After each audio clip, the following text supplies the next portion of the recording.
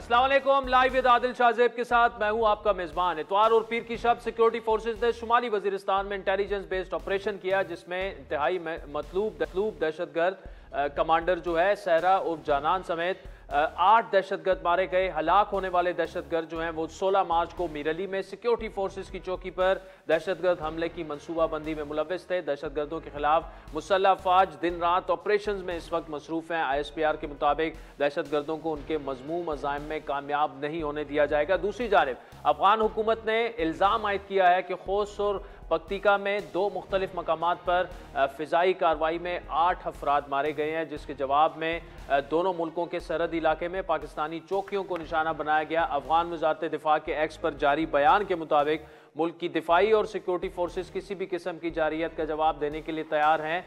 अब अफगानिस्तान की तालिबान हुकूमत के तर्जुमान ज़बीउल्लाह मुजाहिद ने इल्ज़ाम ये आयद किया है कि बमबारी जो हुई है वो रिहायशी मकानात पर की गई और मरने वालों में 3 ख़वातीन और बच्चे भी शामिल हैं। खोस में मकाम पर जो बमबारी की गई उसमें भी 2 अफराद जान से गए।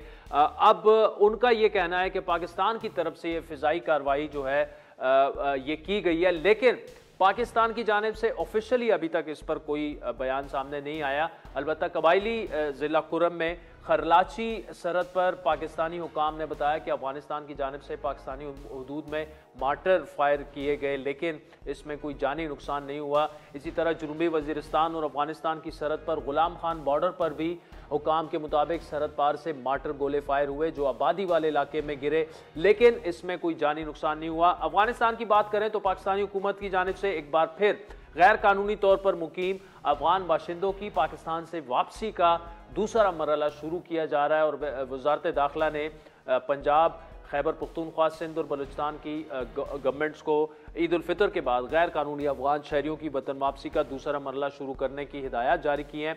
ये फैसला सेक्रेटरी दाखिला की ज़ेर सदारत वर्चुअल मीटिंग के दौरान किया गया। तकरीबन 5 लाख गैर कानूनी अफगान बाशिंदों को पहले ही मुल्क बदर किया जा चुका है। जहां मुसल्लह अफवाज दहशतगर्दों से नबर्द आजमाएं, वहीं सोशल मीडिया पर पाक फौज को तनकीद का निशाना बनाने का सिलसिला जो जारी था उस पर भी जो है गवर्नमेंट ने उसकी शदीद मजम्मत की है।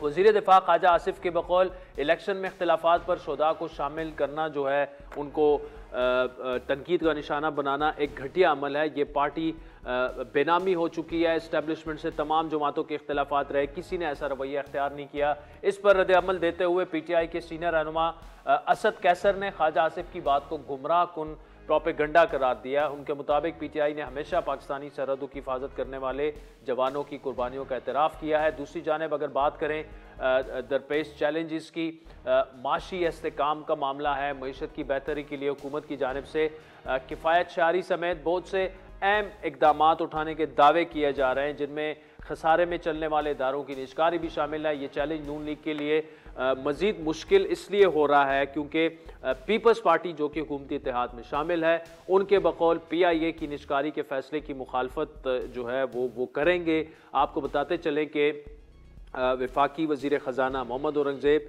ने 2 टोक अल्फाज में वाज़े किया था कि अब निजकारी जो है वो ज़रूर होगी, उसमें PIA सर फहरिस्त है। हुकूमत का काम बिजनेस चलाना नहीं बल्कि पॉलिसियाँ बनाना है, अगर इरादे पुख्ता हों तो सब कुछ है। वज़ीर ख़जाना के ऐलान की पीपल्स पार्टी की जानिब से शदीद मुखालफत की गई। शहरी रमाद के मुताबिक PIA की निजकारी के फैसला जो है, हुकूमती फैसला जो है, उसे हम मुस्तरद करते हैं। दूसरी जानिब वज़ीर इत्तलात अता तारड़ के मुताबिक PIA की निजकारी के मामला जो है वो हतमी है और उसका टेंडर मई में मुकम्मल हो जाएगा। अब एक जानिब हुकूमत को माली बहरान का भी सामना है, दूसरी जानिब IMF से किए जाने वाले मुआहदों के नतीजे में मुमकिन अवामी रद्द-ए-अमल भी हो सकता है। अब पार्लियामेंट में सादा अक्सरियत ना रखने की वजह से इत्तेहादी सियासी जमातों को जो है वो उनकी ज़रूरत भी है हुकूमत को, लेकिन हुकूमत के इब्तदाई दौर में ही हुकूमत को अहम इत्तेहादी पीपल्स पार्टी की जानिब से मुखालफत का सामना है। PIA की निजकारी का मामला हो, इरसा के चेयरमैन की तकर्री का जो है वो मामला भी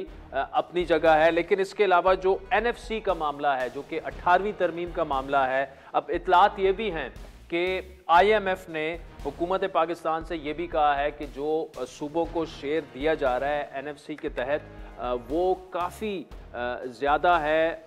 विफाक जितनी जिम्मेदारियां उठा रहा है उसके मुकाबले में सूबे इतनी जिम्मेदारियां नहीं उठा रहे। अब उसमें मामला ये है कि अब अगर एनएफसी वार्ड में यानी 18वीं तरमीम के मामलात में अगर कुछ चेंजेस करनी पड़ेंगी तो उसके लिए 2/3 अक्सरियत चाहिए, उसके लिए आइन में तरमीम करनी होगी।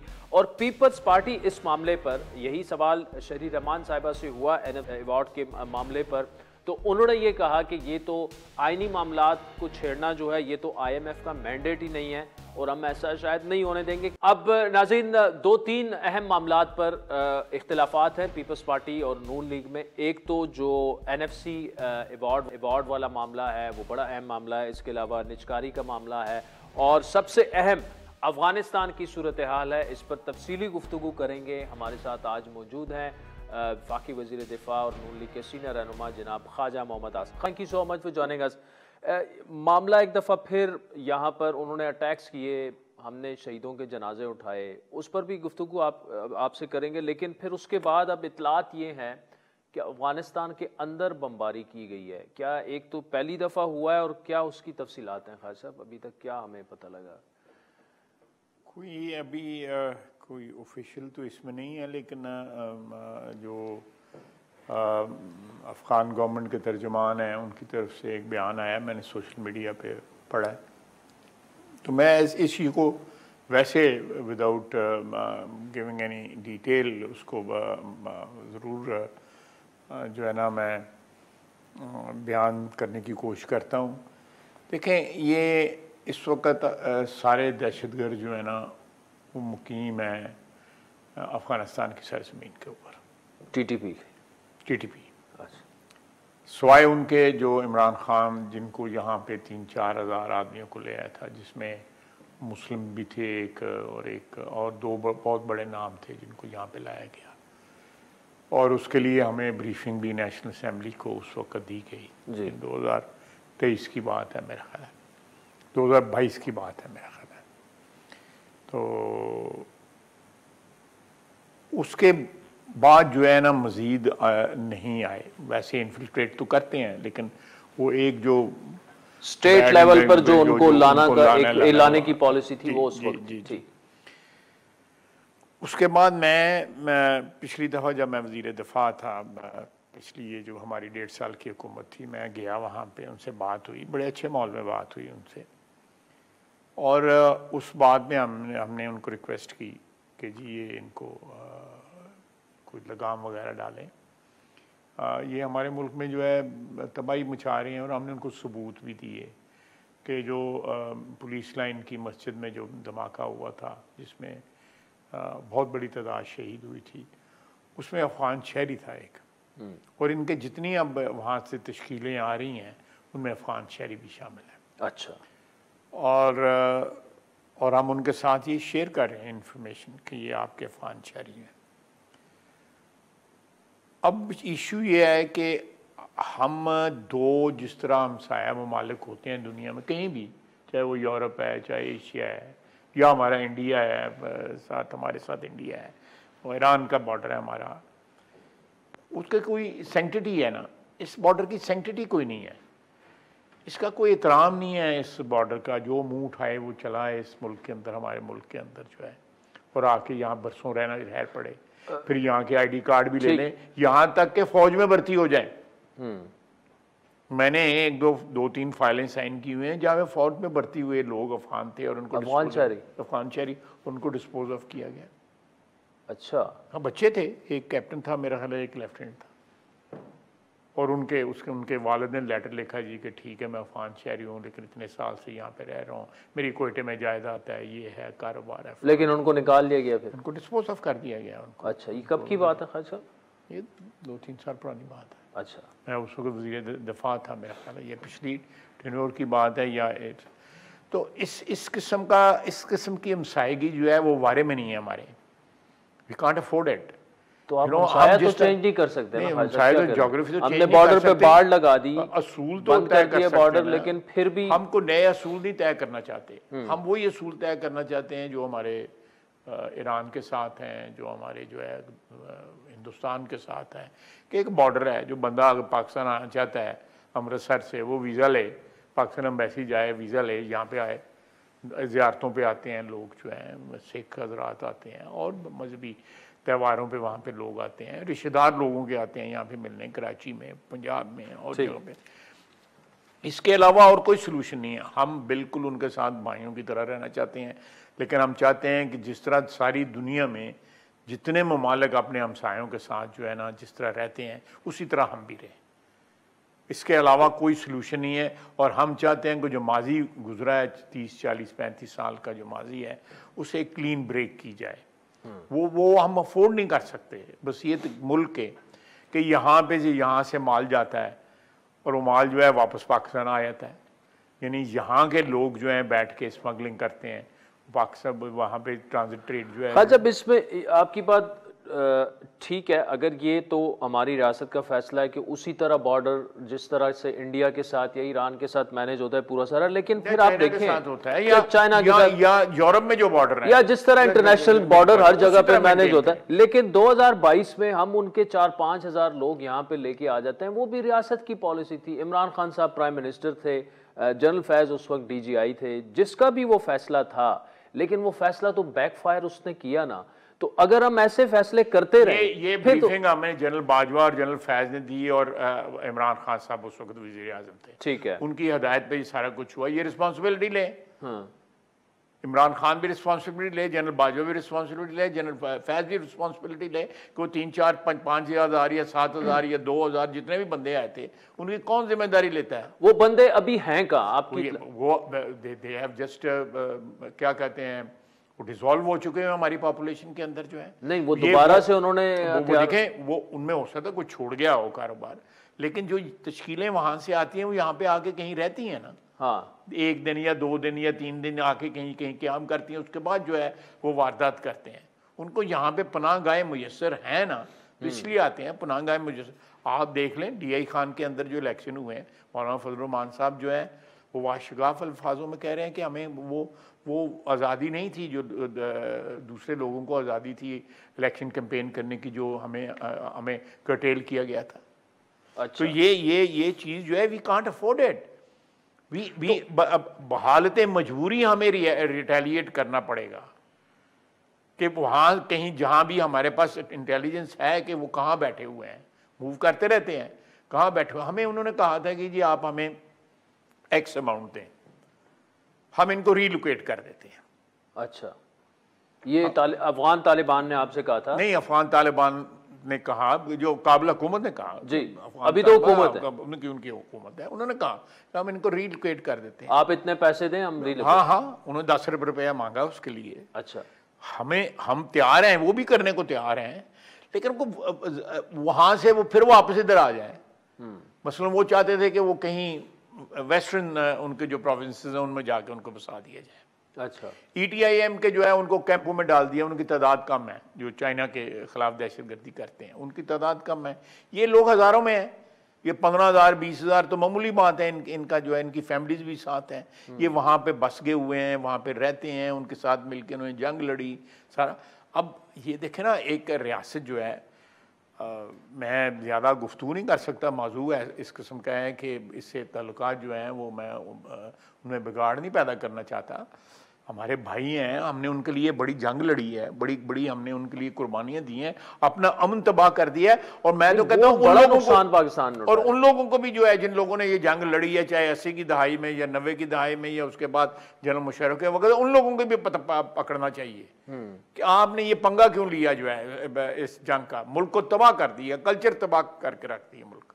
तो सर खान साहब, अब जनरल बाजवा, जनरल फैज और इमरान खान, इनको बुलाए ना पार्लियामान में, अब पूछे। मैं मूव करूंगा कि इनको बुलाया जाए, इनको पूछा जाए। मैं मूव करूंगा, मैं आपके सामने कहता हूं, मैं मूव करूंगा असेंबली के अंदर। अच्छा, कि इनको बुलाया जाए, इनको बुलाया जाए कि आपने जो ब्लंडर किया 2022 में उनको लाने का। बिल्कुल, मैं 2022 में लाने का, मैं तो और बड़ी चीज़ों में इनको बुलाया जाए। देखे ना, अगर जो मुल्क की माशी तबाही हुई है, जब मियां नवाज शरीफ को जब जिस तरह फारग किया गया है, कोई तरीका था जो फारग किया गया है?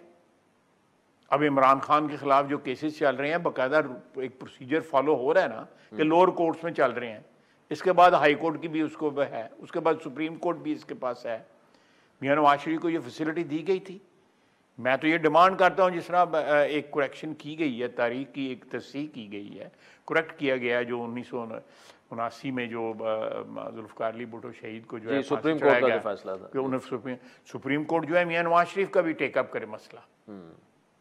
और अगर मैं तो इस बात का मैं वकला से बात कर रहा हूँ, अगर कोई ऐसी बात है तो मैं रेफरेंस भी सुप्रीम कोर्ट में दायर करता हूँ कि मियां नवाज शरीफ के साथ जो कुछ हुआ है उसको भी जो रिवर्स किया जाए। लेकिन असल फोरम तो पार्लिमान है ना, जिन्होंने किया उनको बुलाएं वहां पर। नहीं, बिल्कुल बुलाएं इन लोगों को, पार्लियामेंट में बुलाना चाहिए इन लोगों को। ये कौन होते हैं फैसले करने वाले इस मुल्क की किस्मत के? ये इन्होंने उस वक्त फैसला किया, देयर वाज नो साहब ऐसे ना हो कि उनको बुलाने से आपको एक दफा फिर घर ना भेज दिया जाए। नहीं चले, घर बड़ी दफा गए हुए, हमें घर का रास्ता पता है। अच्छा, घर का भी पता है, जेल का भी पता है, लेकिन सॉर्ट आउट तो करना है ना, आखिर सॉर्ट आउट करना है। यू हैव टू, क्या कहते हैं, take the bull by horns. Khan साहब, thank you so much for joining us. नाज़रीन, ब्रेक के बाद वजीर दिफा से गुफ्तगू जारी रखते हैं। वेलकम बैक नाज़रीन। वजीर दिफा ख्वाजा मोहम्मद आसिफ साहब हमारे साथ मौजूद हैं। अच्छा, इस दफ़ा जो इलेक्शंस हुए हैं, क्यों उन पर हद से ज़्यादा जो हैं वो एतराज़ात हैं? कोई नहीं जी, कोई एतराज़ नहीं है, बस एक बात साथ हुकूमत भी कर रहे हैं।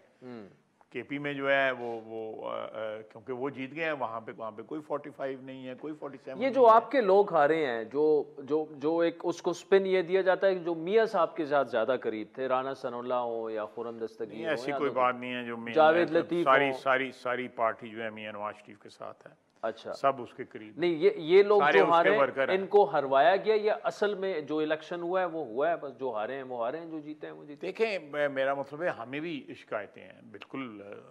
साद रफ़ीक ने तो अपना नतीजा खुद तस्लीम कर लिया, या राना सनाउल्ला साहब का, हमें भी शिकायतें हैं और हर इलेक्शन में शिकायतें होती हैं। ये कोई नई बात नहीं है, लेकिन उन्होंने ये साथ जो है अब तो उनके अपने सफ़ों में जो है आवाज़ें आनी शुरू हो गई हैं कि जो पिछली हुकूमत थी केपी में पीटीआई की, वो खरबों रुपया करप्शन में खा के है। शेर अफजल मरवत साहब ने ये बयान दिया है। हाँ, वो कह रहे हैं वो लोग छोड़ के अब चले गए हैं, ये पीटीआई साफ है। नहीं, ये पीटीआई साफ नहीं है। ये अभी भी इनकी भी तलाशी ली, जामा तलाशी लीजिए, इनकी जेबों में से बहुत कुछ निकलेगा जो है कि ये लोग अभी भी हैं। तो लेकिन वो उस वक़्त क्यों नहीं बोले थे ये लोग? या इमरान खान क्यों नहीं बोला था, या ये क्यों नहीं बोले थे उस वक़्त? क्यों नहीं बोले थे जब अगर वो लूट मार कर रहे थे उस वक़्त के ऊपर? उसने महमूद खान के मतलब कहा जी वो काउंसलर था और वो वज़ीर आला बन गया। तो वो कौन सा जो है नवाब बालपुर था बुज़दार, जो वज़ीर आला पंजाब का बन गया था, खुदा न खासा।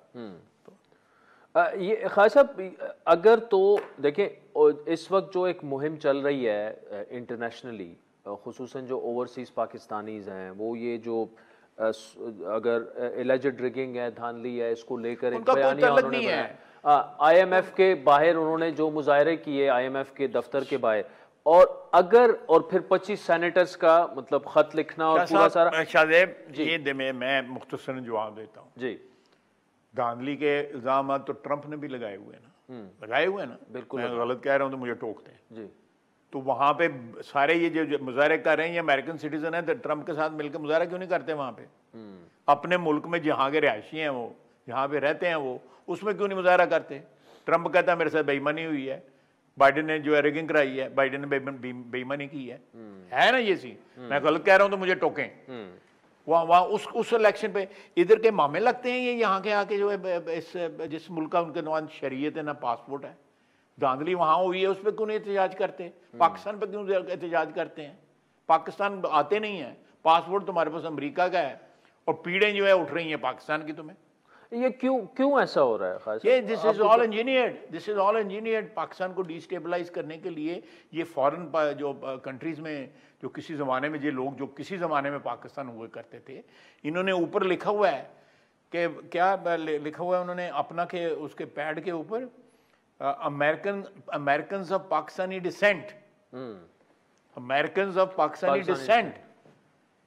तो ये तो फिर जो है वो ओबामा भी लिखेगा कि जो है अमेरिकन ऑफ अफ्रीकन डिसेंट, यही होगा ना, वही सिलसिला हो गया ना। ठीक। तो ये लोग जो हैं they have absolutely no stakes in this country. बाज़ लोग उनमें ड्यूल नेशनल है ना, वो ये कहते हैं नहीं, अमेरिकन ड्यूल नेशनल नहीं हो सकता। अच्छा, नहीं, ब्रिटिश तो हो सकते हैं, ब्रिटिश हो सकता है, लेकिन अमेरिकन ड्यूल नेशनल नहीं हो सकता। मतलब वो आप ये कह रहे हैं रख सकते हैं वो, नहीं, अमेरिकन नहीं हो सकता। अच्छा, तो खैर साहब, अब तो आगे बढ़ना है ना, तो इनको अगर पाकिस्तान का ये एसेट भी है, तो इनको अगर ऑन बोर्ड लाना है। उन्होंने धांधली के खिलाफ मुजाहरा किया था ना, बिल्कुल किया था ना ट्रंप ने। नहीं, वो तो अभी भी कह रहे हैं नहीं, किया था ना, जो कैपिटल हिल के ऊपर, उनमें एक खातून है, उसने 2 जगह लड़ी हुई है, इराक में भी अफगानिस्तान में, उसको 14 साल कैद हुई। एक बंदा सिर्फ कहते दफ्तर में जाके टांग रखी है उसने उसके ऊपर, टेबल के ऊपर। 154 महीने की, कम से कम पता नहीं 70 लोगों को या 50 लोगों को या 55 लोगों को कैद हुई है वहां पे। तो उस एहतजाज में क्यों नहीं ये शामिल हुए? मेरी बात सुने, ये लोग जो आपका पॉइंट है, आपका पॉइंट है, एहतजाज में शामिल हुए, आपका पॉइंट है, लेकिन यहाँ पे देखे ना, मैं ट्रंप के साथ जाती हुई क्यों नहीं उनका ज़मीर 9 मई को जो कुछ यहाँ पे जो है, जिस मुल्क में रहते नहीं है उसमें ज़मीर जाता। आपने किसको सजाएं दी है अभी तक? किसी को नहीं दी, किसी को नहीं दी। 9 मई हुआ ना, बिल्कुल किसी को नहीं दी। क्या हुआ उसमें? अभी पेंडिंग है इस वक्त केस, जो है मिलिट्री कोर्ट्स में चलने हैं, केस नहीं चलने। लेकिन आप देखें कि उसके बाद फिर देख लें, उसके बाद फिर देख लें, ये अब जो इन्होंने शोहदा के मतलब कहनी शुरू कर दी, बातें करनी शुरू कर दी है। ये परसों जो शहादतें हुई हैं, जो बच्चे शहीद हुए हैं, एक मैं अभी एक कैप्टन के जो तलागंग के पास गांव से उनका ताल्लुक है, कमाल बहादुरी है उनके खानदान। 4 बहनें बैठी हुई थी, वालदा बैठी हुई थी, वालिद रिटायर्ड कर्नल है, वो बैठा था, सादा सा घर था, इर्द गिर्द खेत थे, बीच में वो घर था। मैं और प्राइम मिनिस्टर वहाँ पे गए हुए थे और अताताड़ साहब थे। तो क्या हिम्मत थी उन लोगों की, सलाम है उन लोगों को। उससे पहले यहाँ पे हम चकलाला में गए हुए थे, कर्नल साहब जो है उनका वालिद जो है वो उनकी बेगम थी, उनकी वालदा भी थी, कर्नल साहब की वालदा भी थी, बेगम थी, बच्चे थे, 2 बेटे थे उनके, एक 5-6 साल का, एक मेरा ख्याल 11-12 साल का। तो ये लोग इन्होंने कुर्बानियाँ दी, उन कुर्बानियों की तौहीन कर रहे हैं। उन कुर्बानियों का मतलब जो है वो लगा रहे हैं, पोस्ट कर रहे हैं ट्विटर पे और फेसबुक पे और दूसरे पे कि ये रिटर्निंग ऑफिसर थे, इनको मार दिया गया है क्योंकि उन्होंने इलेक्शन में धांधली करवाई है। तो इस किस्म के शर्मनाक जो है, ये बिल्कुल इसको कंडेम जितना स्ट्रॉन्ग वर्ड्स में किया जाए वो उतना कम है, लेकिन इससे तो बहुत वर्ष जब 9 मई को हो चुका है, तो किस चीज का आप देखें, मैंने कल ट्वीट किया है कि नहीं अम्मा, आप ज्यादा इंतजार नहीं आपको करना पड़ेगा, शोहदा की बकायदा इन्होंने टारगेट किया है। आप देखें कि 9 मई को भी शोहदा को इन्होंने टारगेट किया। नहीं तो उसका भी सुप्रीम कोर्ट अगर तो कह दे कि नहीं हो सकता, फिर क्या किया जाए? कुछ ना कुछ तो होगा ना, पार्लियामेंट में कुछ ना कुछ तो होगी। ये they will not go scot free. अच्छा, they will not go scot free, you know. ये बिल्कुल तहिया है कि they will not go scot free, कि हम जिन लोगों ने इस मुल्क की सालमियत के लिए, इस मुल्क की सरजमीन की आज़ादी के लिए जो है अपनी जानें कुर्बान की हैं, उनकी तौहीन जो है किसी कीमत पर बर्दाश्त नहीं की जाएगी। और ये एक सोचे समझे, आप देखें 9 मई को भी तो शहीदों के मुजस्मों को टारगेट किया गया। उनको आप देखें, वो जो निशाने हैदर जो है, उनकी लाश जो है इंडिया के पास रही, याद है ना आपको, कर्नल शेर की। और उनकी भी, उनकी कर्नल शेर की, उन्होंने भी उसकी इज्जत की और उसकी बहादुरी की, उन्होंने भी जो है एतराफ़ किया, इज्जत दी उसको, इज्जत से उसकी वापस की, उसकी मैयत जो है उसकी वापस की, और उसको हमने निशाने हैदर दिया। और इन लोगों ने उसका मुजस्मा उठा के जो ज़मीन पे फेंकते रहे। ठीक, ये एक पैटर्न है, यू मस्ट अंडरस्टैंड, ये सोचा समझा एक पैटर्न है कि शोहदा की जो है खुदा न खास्ता, खुदा अल्लाह मुझे माफ़ करे, वो तो कुरान में अल्लाह ताला फरमाता है कि इनको मुर्दा मत को, ये जिंदा है और हमसे रिज़्क पा रहे हैं, आयत है कुरान मजीद की जो है। और उन लोगों का मतलब ये इन लोगों के इस तरह है। ठीक, खास साहब एक ब्रेक लेते हैं नाज़रीन, उसके बाद ख्वाजा मोहम्मद आसिफ से गुफ्तगू जारी रखें। वेलकम बैक नाज़रीन। वज़ीर दिफा ख्वाजा मोहम्मद आसिफ साहब आज हमारे मेहमान हैं। ख्वाजा साहब, 9 मई को अगर तो सुप्रीम कोर्ट ये कहे कि सिविलियन का नहीं आप कर सकते ट्रायल, सिविलियन के हुए हैं, ठीक है, लेकिन अदालत पीटीआई के ज़माने में 22 अदलिया का फैसला होगा। तो अगर वो नहीं तो फिर आपको कौमी असम्बली में कानून साजी करनी पड़ेगी। करेंगे, बिल्कुल करेंगे, 100% करेंगे। ठीक, अच्छा आगे बढ़ते हैं। ख्वाजा साहब, जो एनएफसी वाला मामला है जिस पर आईएमएफ ये कह रहा है कि शायद आपको रिविजिट करना पड़ेगा, सूबों को पैसे बहुत ज्यादा, शेयर्स बहुत ज्यादा दे रहे हैं, लेकिन रिस्पॉन्सिबिलिटी जो है वो सिर्फ फेडरल जो है वो शेयर कर रहा है। अब क्या इसको रिविजिट जो है वो आप तभी कर सकते हैं जब आप 2/3 मेजॉरिटी आपके पास है, आईनी तरमीम भी हो सकती है। इस पर कोई बहस हो रही है, कोई कंसर्न ये है? कंसर्न जरूर है और होना भी चाहिए।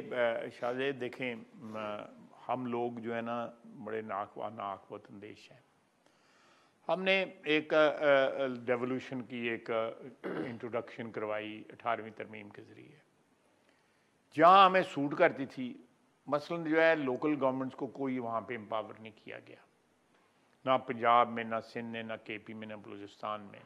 हालांकि डेवोल्यूशन जो है ये असल रूह थी, ये ज़िले की लेवल तक, बल्कि तहसील लेवल तक, बल्कि यूनियन काउंसिल की लेवल तक पावर डिवॉल्व होनी थी। लेकिन हम लोग सियासतदान जो है, कोई लाहौर में उसको थाम के बैठ गया, कोई उसको, और उस सारी स्पिरिट जो है उस चीज़ की, जहाँ पे वारे में बात थी, जहाँ पे पावर डिल्यूट नहीं होती थी वहाँ पे अपने पास रख ली, जहाँ पे पावर डिल्यूट होती थी वहाँ पे डक्का लगा दिया जो है। ठीक, तो अभी ख्वाजा साहब क्या पीपल्स पार्टी तो नहीं मानेगी अगर रिविजिट करना हो? देखिए, इसके लिए कंसेंसस करनी पड़ेगी, कोई ना कोई इसका रास्ता निकालना पड़ेगा। अब जो फाइनेंशियल वायबिलिटी जो है स्टेट की जो है वो डिटर्मिन करनी पड़ेगी। इस मौजूदा हालात में तो स्टेट जो है फाइनेंशियली वायबल नहीं रही हुई, आप भी जानते हैं, मैं भी जानता हूँ। तो पीपल्स पार्टी को मान लेगी, मनवा लेंगे आप? तरला कर लेंगे उनका।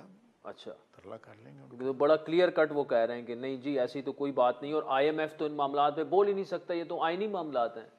चले, मेरा मतलब है if we have to visit, मेरे हिसाब से जो लोग इतना प्राइड लेते हैं 18 अमेंडमेंट में, अगर आज आप हाइंडसाइट में देखें तो वो उसने प्रॉब्लम्स जो है ना, कुछ प्रॉब्लम्स रिड्रेस की हैं और कुछ प्रॉब्लम्स जो है उन्होंने क्रिएट की हैं। क्रिएट ज्यादा किए या रिड्रेस? मेरे हिसाब से क्रिएट ज्यादा किए हैं। अच्छा, और स्पेशली फाइनेंशियली, क्योंकि देखें ना, अगर आप जितना टैक्स कलेक्ट करते हैं 57.5% अगर आप सूबों को दे देते हैं तो यहां पर फेडरल में क्या रह जाता है? देखिए, हमारी तो बेसिकली प्रॉब्लम इस मुल्क की ये है कि यहाँ पे टैक्स देने वाला टैक्स नहीं देता, रिटेलर जो है वो बिल्कुल नहीं देता। और रिटेलर का हिसाब ये है कि आप इस्लामाबाद में 3 रेट हैं कमोडिटीज़ के, मंडी में और है, मिडलमैन का और है, और परचून की दुकानों में का और है। मैं ठीक कह रहा हूँ? बिल्कुल कह रहा हूँ। ये कौन है? ये हिंदुस्तानी है जो ये करते हैं, या ये अफगानी है जो करते हैं? ये पाकिस्तानी है, हमारे भाई बहन हैं जो ये हरकतें कर रहे हैं जो। तो जब इस एक मुल्क की जो है 80-90% आबादी जो है इस काम पे लगी हुई है, वो मुल्क फाइनेंशियली वायबल किस तरह हो सकता है? आप सिगरेट जाली बनाते हैं, ये स्वाबी में बनता है सिगरेट जाली जो है, 2-3 शहरों में डिस्ट्रिक्ट में बनता है।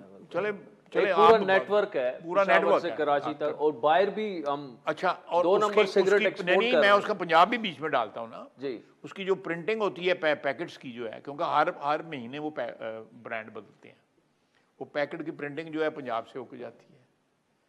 वो कौन सी जो है वो भेज रहे होते हैं डानियल को या उसको बेंसन एजिस को जो है, उनको नहीं पता कि चोरों को हम दे रहे हैं, प्रिंट करते पंजाब से जाती है। ये बड़ी सीरियस बात हुई ख्वाजा साहब। इसमें मैं एक चीज़ आपसे शेयर भी करता हूँ। ये जिस रास्ते से सिगरेट स्मगल होके ना, प्रिंट होके पूरा सारा, और ये मशरक़ वस्ता और आगे पीछे ममालिक में और सेंट्रल एशियन कंट्रीज़ में जाती है, पीटीआई के 2 रहनुमा 9 मई के बाद इन्हीं के साथ होते होते जो है वो बाहर उधर गए हैं। चले, ये तो एक मैंने आपसे शेयर की। आप देखें जो है मियां नवाज शरीफ पे खुदा न खास्ता जो है, अल्लाह ताला उनको सलामत रखे, और कोई आइंदा को आजमाइश ना, जब आजमाइश आई तो खड़े रहे ना उसके साथी, उन्होंने सोशल मीडिया पे जाली अकाउंट नहीं बनाए, उन्होंने अपनी शनाख्त नहीं बदली, बाहर के मुल्कों में जाके नहीं बैठे।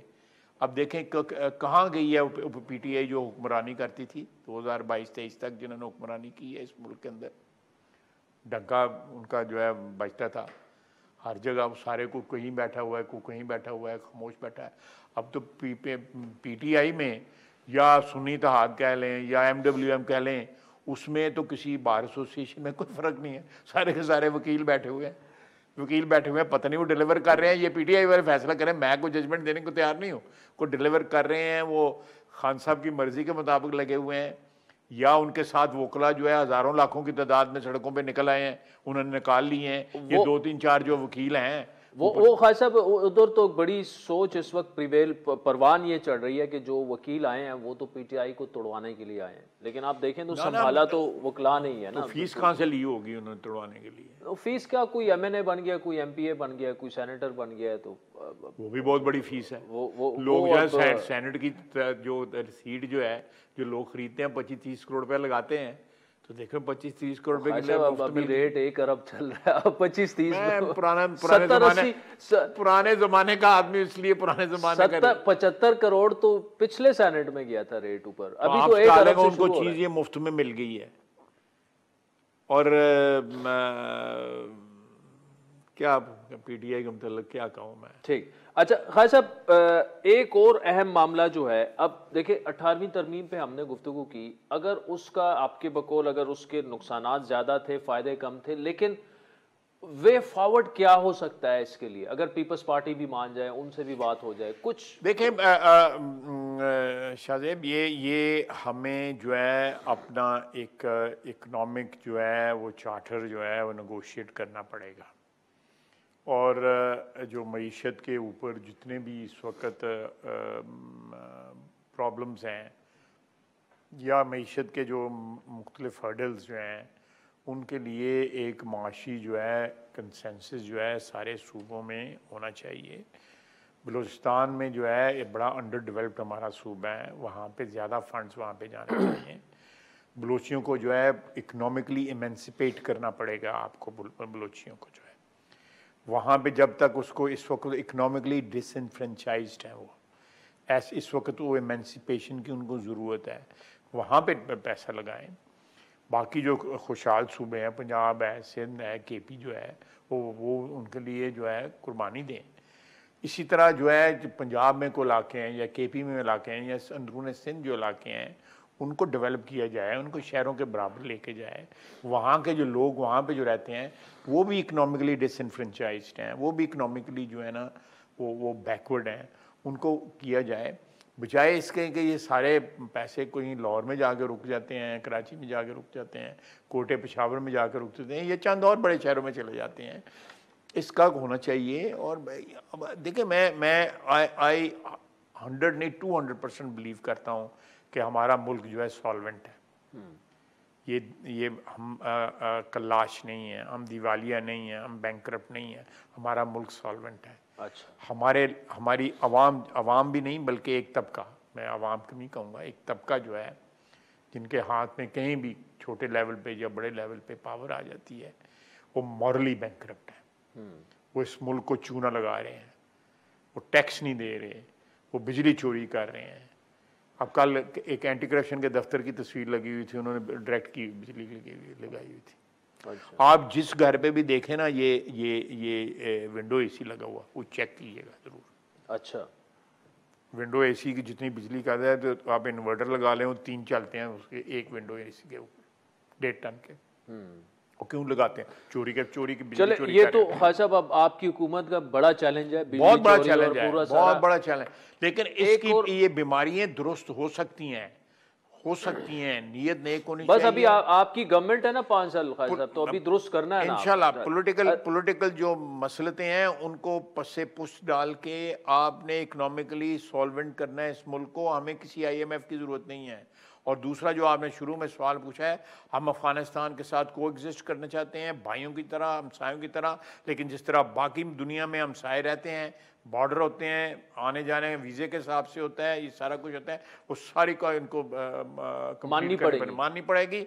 इस तरह नहीं चलेगा। और अगर वहां से फिर भी अटैक्स होते रहे तो अफगानिस्तान के अंदर आप टारगेट करेंगे? We have the right. अगर अफगानिस्तान के अंदर हमारे दुश्मन बैठे हुए हैं और वो हमारे शोहदा जो हैं उनके कातिल वहाँ पे बैठे हुए हैं, ये सारे लोग वहाँ पे बैठे हैं, then we have the right, we have the right to. उसके बाद जो है अफगानिस्तान हमारे भाई हैं, मैं बार बार रिपीट कर रहा हूँ, उनको हमसे गिला नहीं होना चाहिए।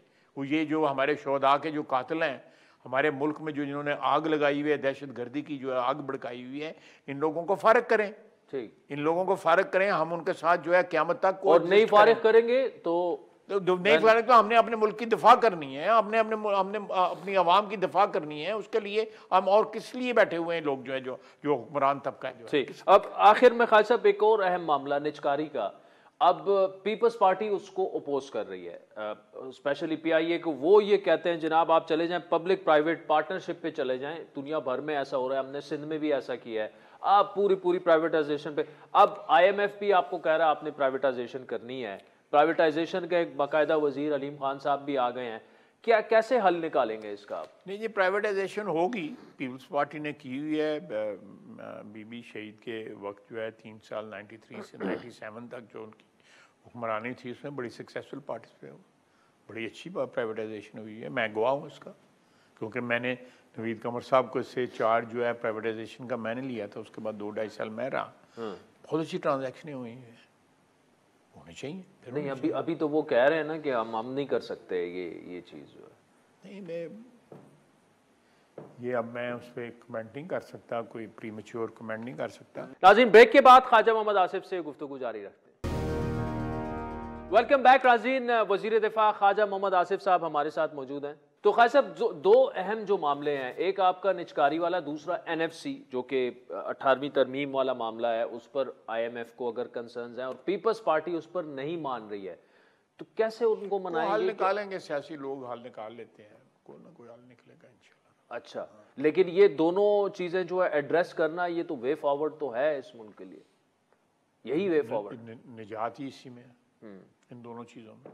ठीक, खान साहब, आखिर में जो सियासी हालात इस वक्त बन चुके हैं, नून लीग को 8 फरवरी के इलेक्शन में नुकसान हुआ, एक्सपेक्टेशंस से कम रिजल्ट आए, हुआ क्या 8 फरवरी को? क्या आप ये एक्सपेक्ट कर रहे थे कि आपको सिंपल मेजॉरिटी मिल जाएगी?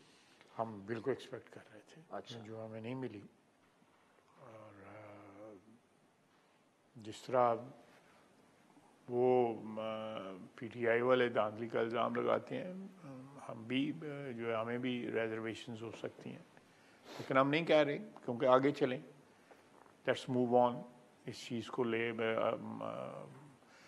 मैं तो कहता हूँ, अगर वो कहते हैं 2018 का जो है, ये 2023 का इलेक्शन जो है, तो 2018 का भी साथ जो है फॉर्म 45 के हमें भी जो है गिले शिकवे हैं 2018 के, वो भी सॉर्ट आउट कर लेते हैं। नवाज शरीफ साहब डिसहार्टेंड हैं रिजल्ट्स और उससे? नहीं, पॉलिटिशियन जो है वो ठीक है, डिसहार्ट होता है एक मुद्दत के लिए, फिर वी आर मूविंग ऑन, इंशाल्लाह ताला अल्लाह खैर करेगा। अच्छा, इस वक्त वो डिसीजन मेकिंग में कितना हिस्सा ले रहे हैं गवर्नमेंट? सारे डिसीजन मेकिंग जो है उनसे अप्रूव हो करती है, जिनमें माइनर तो नहीं, लेकिन जितने जो पॉलिसी डिसीजंस हैं मियां साहब की इजाज़त के बगैर नहीं होते। नहीं खालिद साहब, एक तो ऐसे होता है ना, फर्ज करें आप डिफेंस मिनिस्टर हैं, सबको पता है कि ज़्यादातर फैसले उधर होते हैं, आपने कभी बस सिर्फ साइन ही करना होता है, तो मियां साहब को सिर्फ वही कि जी मियां साहब ये फैसला हमने ले लिया, आप इसको देख लें। नहीं, या उनसे मुशावरत जो है कंटिन्यूसली मुशावरत, इंटरेस्ट ले रहे हैं, वो ले रहे हैं, बिल्कुल ले रहे हैं। पंजाब में भी ले रहे हैं, वफाक में भी ले रहे हैं। पंजाब में ज़्यादा ले रहे हैं, इधर ज़्यादा ले रहे हैं? नहीं, यहाँ मेजर फैसले, बहुत मेजर फैसले यहाँ भी हो रहे हैं, क्योंकि पंजाब में तो चले हमारे पास अपनी मेजॉरिटी है। अच्छा, तो मेरा ख्याल है उनकी जो एक बसीरत है, उससे फ़ायदा हमें, मेरा ख्याल है पंजाब से ज़्यादा यहाँ पहुँचेगा। तो लेकिन पंजाब में भी उनका एक्सपीरियंस है, उन्होंने पंजाब के चीफ मिनिस्टर रहे हुए हैं, जी, चीफ मिनिस्टर रहे हुए हैं पंजाब में। तो मरियम को जो है उनको अपने वालिद की सरपरस्ती हासिल है। मोहसिन नकवी साहब को इंटीरियर बनाना, औरंगजेब साहब को फाइनेंस मिनिस्टर बनाना, ये प्योरली मियां साहब के डिसीजंस हैं, नवाज उनसे अप्रूवल बिल्कुल हुई, उनके फैसले नहीं, उनसे अप्रूवल जरूर। नहीं, उनके फैसले जो है बिल्कुल मोहसिन नकवी साहब भी और औरंगज़ेब साहब भी। मैं समझता हूँ औरंगज़ेब साहब बड़ा पाकिस्तान के बहुत बड़ा नाम है बैंकिंग के अंदर, इंटरनेशनल बैंकिंग के अंदर जो है। आई हैव फुल कॉन्फिडेंस कि ही पुट द थिंग्स राइट। ठीक, अच्छा और जो मोहसिन नकवी साहब का भी जो 1.5 साल का टेन्योर रहा है as administrator chief minister Punjab जो, तो उन्होंने मेरा ख्याल इज डन वेरी वेल। मैं अपने सियालकोट के हवाले से भी आपको गवाही जो है दे सकता हूँ कि he did very well in Sialkot, health के महकमे में, दूसरे महकमे में। अच्छा खान साहब, जो आपके लोग फॉर एग्जांपल हार चुके हैं, राना सनाउल्लाह, साद रफीक, खुर्रम दस्तगीर, क्या इनको down the line on board लिया जाएगा? क्योंकि सेनेट में भी उनको नहीं, मेरा ख्याल है कि ultimately they have important role to play. इनका बड़ा अहम रोल है, हमारी पार्टी के सतून है ये। बिल्कुल पार्टी में एज वी मूव फॉरवर्ड इनको बिल्कुल कहीं ना कहीं ज़रूर करें। मेरी तो अपनी बड़ी शदीद ख्वाहिश भी है और मैं पार्टी में ये अपने लीडरान को ये कहता भी रहता हूँ कि जी। ख्वाजा मोहम्मद आसिफ साहब, thank you so much for joining us. नाज़रीन, आज के प्रोग्राम पर फीडबैक ज़रूर दीजिएगा। हमारा ट्विटर हैंडल है @आदिल शाहज़ेब। इजाज़त दीजिए, खुदा हाफिज़।